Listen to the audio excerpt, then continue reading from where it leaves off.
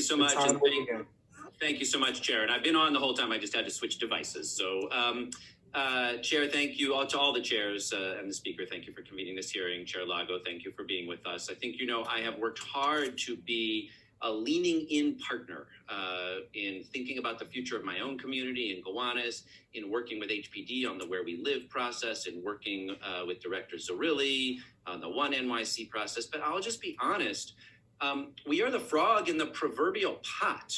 We are watching the water boil. The temperatures are rising and the seas are rising. Our affordable housing crisis is growing.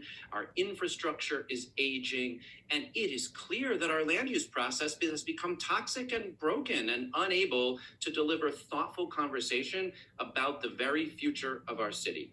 And here we are sitting in that pot, watching it boil, hoping that somehow magically the same ULURP process that we've had that has gotten us in this predicament, that has left us unable to fix it, is going to get us out. But it is not going to get us out. Our real estate process debate is going to get even more toxic. The temperatures are going to keep rising along with the seas. Our affordability crisis is going to keep growing. And we've got no unified strategy to invest our capital budget, as Chair Rosenthal said, or to make a good series of plans. And, the Charter Revision Commission that, some folks on this panel took part in recognized it. It said we've reached a level of public disillusionment that the scattered approach the charter takes to various planning requirements exacerbates disillusionment and confusion. But all that Charter Revision Commission did was a 30-day email in advance of a planning process. It does nothing to get us out of that boiling pot.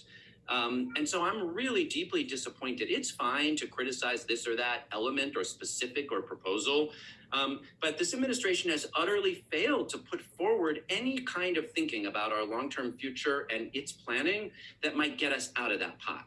It's easy to let people put something on the table, as Councilmember Reynoso and I did at the Planning Commission, as the Speaker and Council are doing today, and nitpick about it, make up numbers that look good in a headline. But it's an abdication of responsibility for the city's long-term future that you are charged with stewarding. So I guess I want to ask two questions, and I'm going to put them out there because I'm going to lose my time otherwise.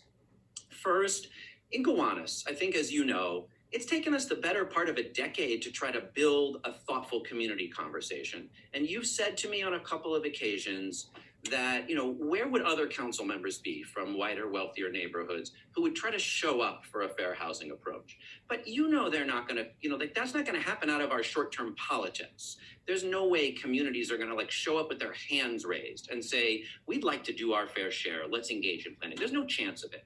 So the only choices are a top-down city hall strategy that points at neighborhoods and throws darts at a map and targets communities with no rhyme or reason, or developers who show up demanding rezonings.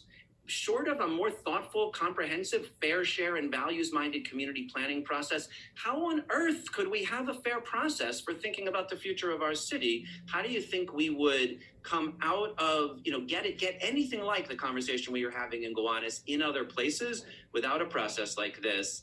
And I guess the part two of that question is just really honestly, do you believe that this administration has put forward a thoughtful approach to getting us out of the pot we're boiling in? I know there's supposedly a new Charter Revision Commission with a focus on equity that's going to get started.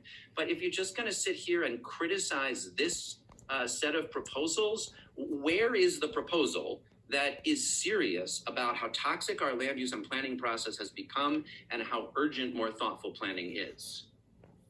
Thank you, Council Member. I've very much enjoyed the numerous discussions that we've had about planning, whether for Gowanus specifically or more generally. And while we disagree on many things, I value your commitment to good planning. I would note that this hearing is on the proposal that is before us, a proposal that is top down. And I'm not going to let you. I'm sorry, Chair. Do not start speaking to this proposal again. I asked you at the time of the Charter Revision Commission. You and I met before the Charter Revision Commission to say, will you please offer proposals? So please don't start again nitpicking this one. I'll just name what serious proposal has this administration put forward to address that broader set of comprehensive long-term challenges that our city faces, given how toxic our land use process has become? Because all I've seen is that 30-day email that we get now in advance of a process. Council member, you know that a successful rezoning requires the cooperation of the council. I have so frequently lauded you. Time has expired. You could complete the answer. I don't get to ask any more questions, but you could still go ahead and continue the answer. Yes. Great, thanks so much. You know that I have frequently in public settings like this indicated that the city would benefit from having more council members who recognize the value of engaging with the community and with the planning commission for sound land use. But again, we have before us a proposal that would make it even harder, would add another level of bureaucracy, that would be non-binding, and that would still result in any project with the slightest bit of Madam Chair, controversy. respectfully, I asked you specifically, please, instead of nitpicking on this proposal, speak to what the administration is doing to help us get out of that pot. And I'll end my time here with two things. One, I do think it's worth bringing forward the quote, sometimes attributed to Dwight Eisenhower, that comprehensive plans are worthless, but comprehensive planning is everything. And we are not doing it. We are a frog boiling in a pot of climate change and lack of affordability and aging infrastructure and toxic planning process. And to have you sit and tell us, you know what, jumping out would just cost too much. Jumping out would have new problems. Everything is fine. Let's just stay right like we are.